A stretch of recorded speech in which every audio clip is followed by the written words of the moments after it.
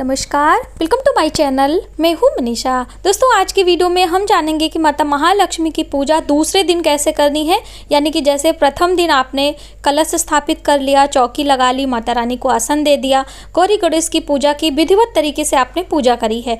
अब बहुत सारे लोगों का कमेंट आया था कि हमें दूसरे दिन कैसे पूजा करनी है, क्या 16 जो श्रृंगार की चीज़ें प्रतिदिन चढ़ानी है, भोग कैसे लगाना है, माता रानी का जो चुन्नी है उनको भोग प्रसाद में, बहुत सारे कमेंट थे।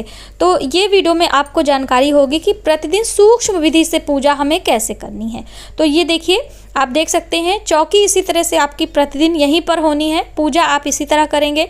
कई लोग पूछ रहे थे कि हमें पूर्व मुखी होकर करना है या उत्तर, तो दोनों दिशाओं में आप मुख करके पूजा कर सकते हैं। और सबसे पहले आप आसन लगा लीजिए, फिर दीप प्रज्वलित कर लीजिए, घंटे घड़ियाल आप बजा सकते हैं, यानी कि ध्वनि करते हुए मंदिर में हमें प्रवेश करते होना चाहिए। शंख ध्वनि भी आप कर सकते हैं, तो आप घंटी की ध्वनि कर सकते हैं। उसके बाद माता रानी का जयकारा लगाएं। ठीक है, माता लक्ष्मी की जय हो, माता लक्ष्मी की जय हो, इस तरह से अपने आप में ही कर सकते हैं। जयकारा लगाने के बाद सबसे पहले आप जो 16 गांठों वाली धागा है उसे अपने हाथों में बांध लेना है। उसके बाद अब आपको पूजा की शुरुआत करनी है। तो सर्वप्रथम मैंने आपको बताया था दीप प्रज्वलित कर लें, आप भगवान को प्रणाम कर लें। आप गणेश पूजन से अपने पूजा की शुरुआत करें। तो गणेश पूजा प्रतिदिन आपको करनी है। पंचोपचार विधि से पूजा कर लें, जल चढ़ाएं, अक्षत चढ़ाएं, पुष्प चढ़ाएं, हल्दी कुमकुम चढ़ाकर भगवान को थोड़ा सा कुछ भोग लगा दें। आप घर पे भी बना सकते हैं, मार्केट से भी ले सकते हैं, फलों का भी भोग लगा सकते हैं। इस तरह से करके भगवान गणेश को प्रणाम कर लें। दूर्बा आदि हो तो वो भी चढ़ा दें। ठीक है, अब इसके बाद माता लक्ष्मी की पूजा करें, उन्हें भी स्नान कराएं, हल्दी कुमकुम का तिलक करें, पुष्प चढ़ाएं, माला आप चढ़ा सकते हैं सुंदर सी, इत्र आप रोज़ लगाएं। इत्र लगाने से बहुत ही शुभ परिणाम प्राप्त होते हैं, इसलिए इत्र का इस्तेमाल आप ज़रूर करें। इस तरह से ये सभी चीज़ें करके आप माता रानी को आप भोग प्रसाद दे सकते हैं। भोग में उसी तरह से आप मिठाइयाँ ले लें, घर से बनाएं। यदि आप खीर बना रहे, हलवा बना रहे, तो ये भोग आप ना खाएं क्योंकि आप व्रत होंगे। यदि आप व्रत नहीं हैं तो प्रसाद ले सकते हैं। इस तरह से करके आप पाठ कर लें, जो भी आप पाठ करना चाहते हो, माता रानी की कथा सुन लें। अब उसके बाद आपको मंत्रों का जप करना है। तो माला कैसे जप करना है वो आपको हम प्रैक्टिकली करके बताते हैं। ठीक है, अब हम माला जप करेंगे। तो माला ये हमारी कमलगट्टे की है, इसके ऊपर थोड़ा सा जल का छिड़काव कर लीजिए और उसके बाद आपको ये धूप है, यहाँ पे इसे धूप दीप दिखा दीजिए। ठीक है, अब माला को प्रणाम करें। माँ लक्ष्मी के मंत्रों का आपको जप करना है। माँ लक्ष्मी का बहुत ही सूक्ष्म मंत्र है जो कि ओम श्रीं श्री नमः। तो अभी मैं आपको इसमें डालने से पहले जो हमारे पास जप माली है ये दिखा दें।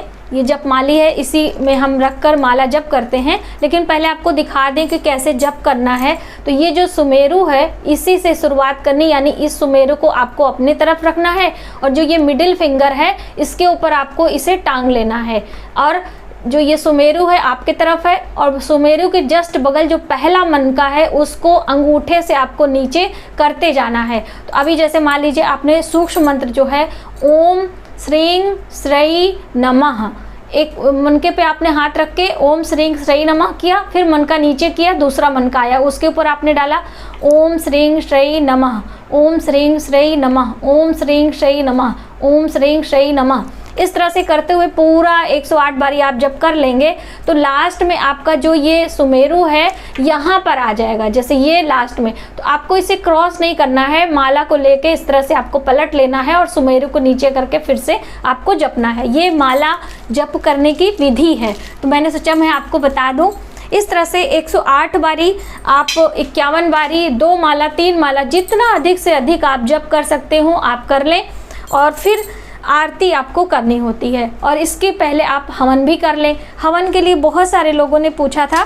तो देखिए, जो गाय का उपला है ये हमारे पास थोड़ा सा है। देखिए, प्रतिदिन आप थोड़ा ही करिए।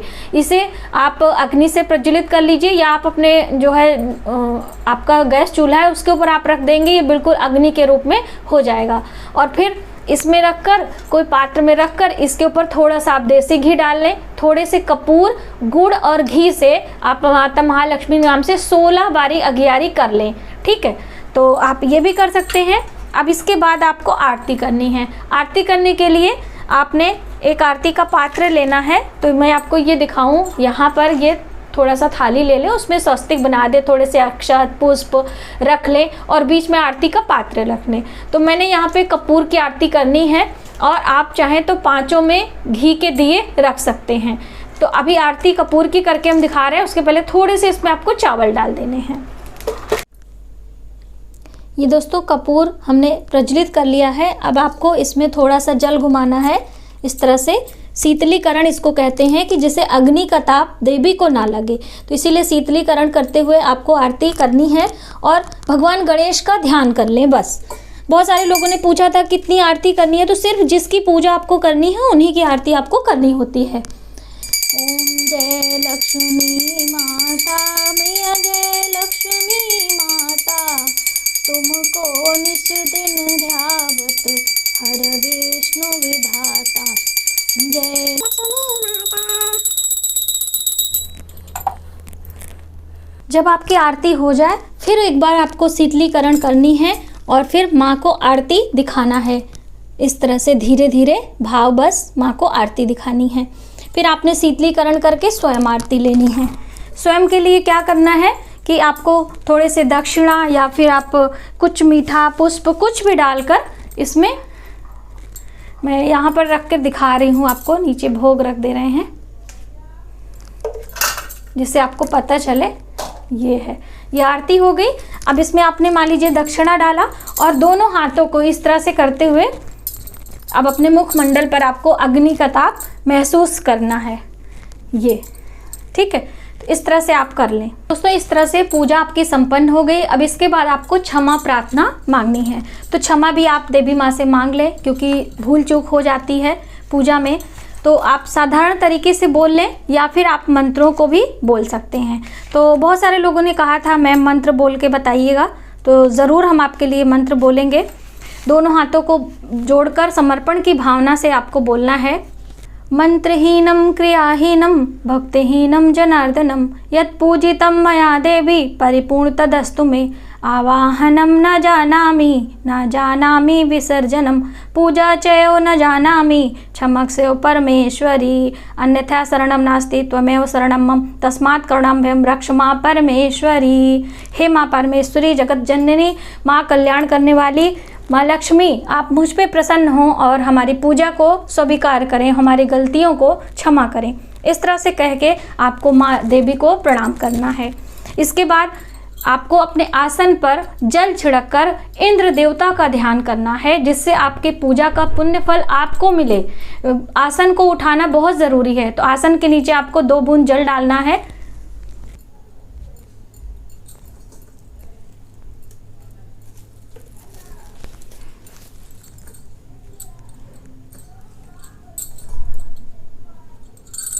इस तरह से जल को अपने मस्तक पर तिलक करना है इंद्रदेव का नाम लेकर।